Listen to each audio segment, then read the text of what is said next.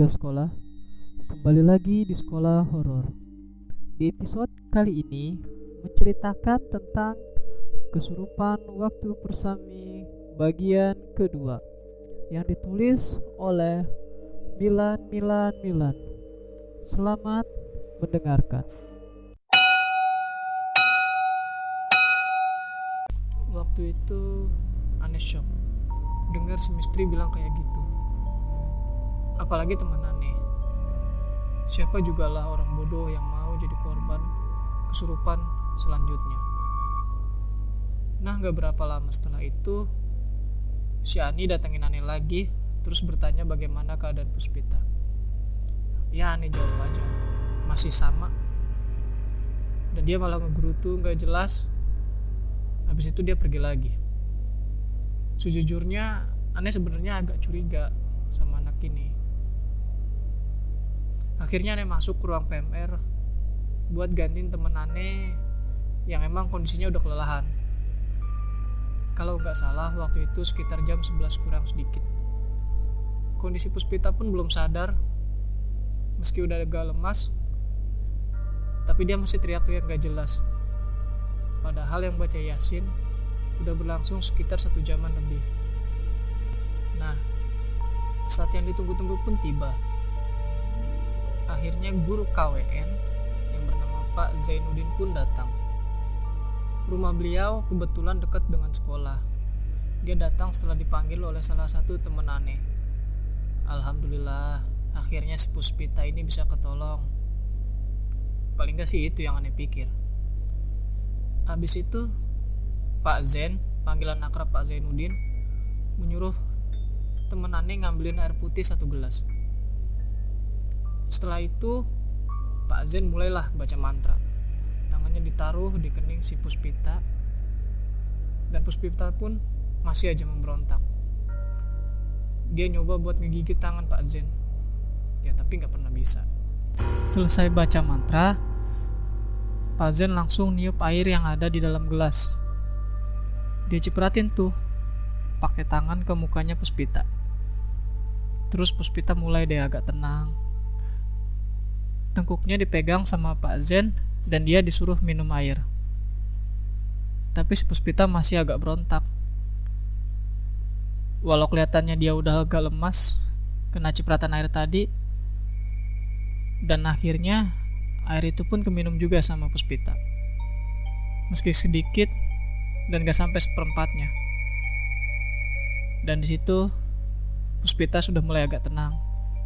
Dia gak berontak lagi.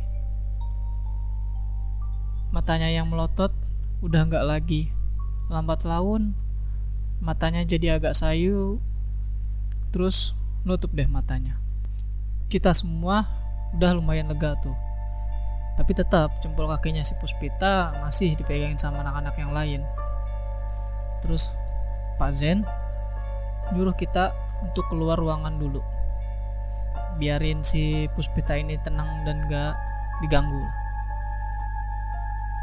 Bentar lagi mungkin dia bakal sadar, gitu kata Pak Zen.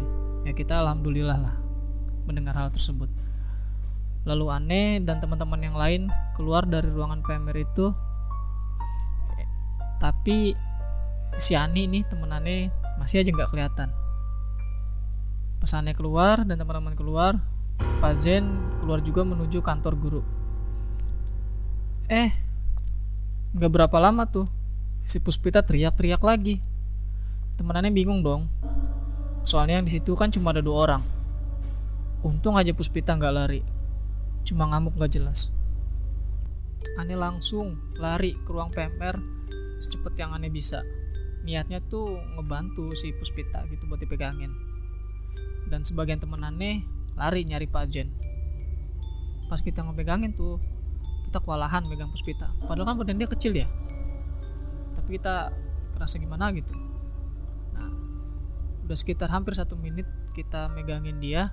Akhirnya temen Aneh yang manggil Pak Zen tuh datang. Dia ngasih pesan dari Pak Zen. Katanya Pak Zen udah gak sanggup lagi nanganin Puspita. Panggil aja orang pintar. Gitu pesan dari Pak Zen.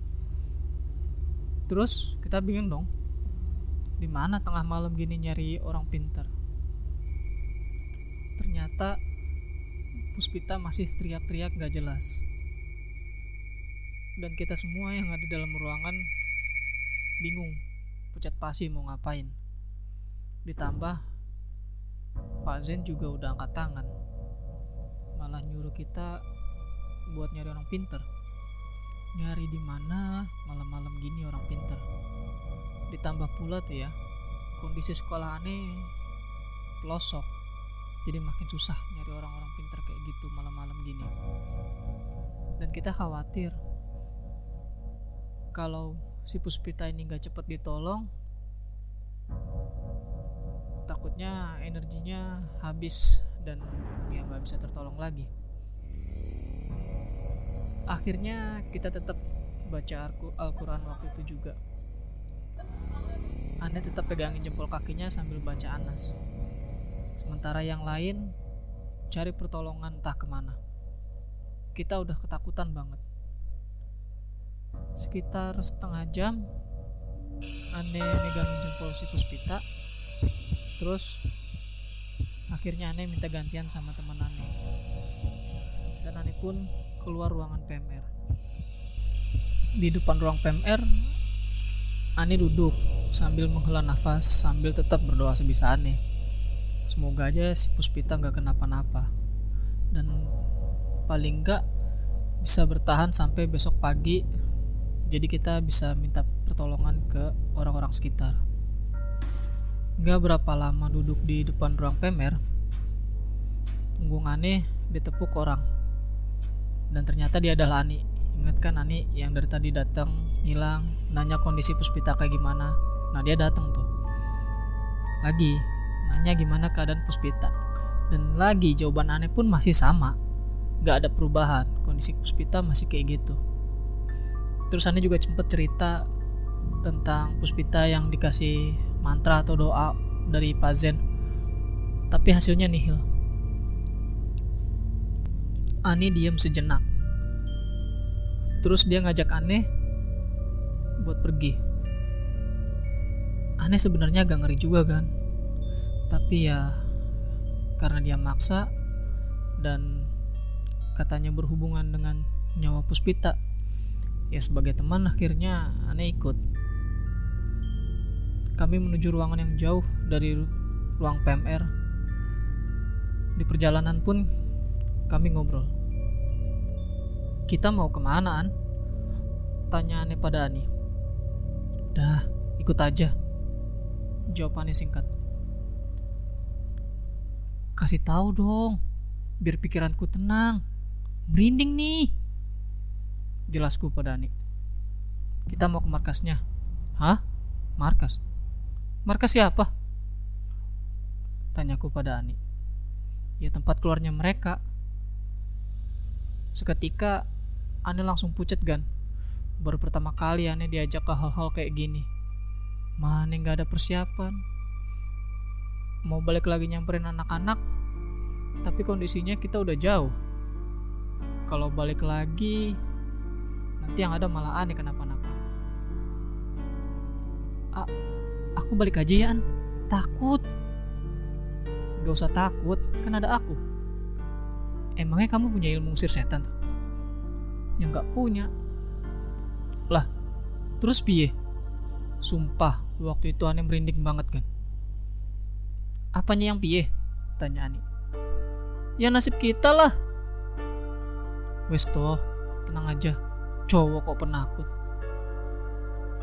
Kemudian Ani pun bertanya lagi kepada Ani. Sebenarnya itu markas apaan, An? Ani pun menjawab, markas keluarnya hantu itulah. Memangnya ada di mana? Ada di PS2. Hah? Di dalam kelas? Iya, jawab Ani. Kemudian akhirnya Ani ngikut dia terus lah kan. Jalan ke ruang IPS 2 hingga akhirnya kita sampai. Ani pun bertanya kepada Ani, mau tunggu di depan sini ya? Hah? Aku nunggu sendiri. Apa kamu pengen masuk? nanti ketemu mereka loh. Ya wes lah, aku nunggu di sini aja. Ya, itu dia cerita kedua mengenai kesurupan waktu persami. Terima kasih buat kalian warga sekolah yang telah mendengarkan cerita ini, dan nantikan bagian ketiga dari cerita ini. Sampai jumpa di episode berikutnya. Terima kasih.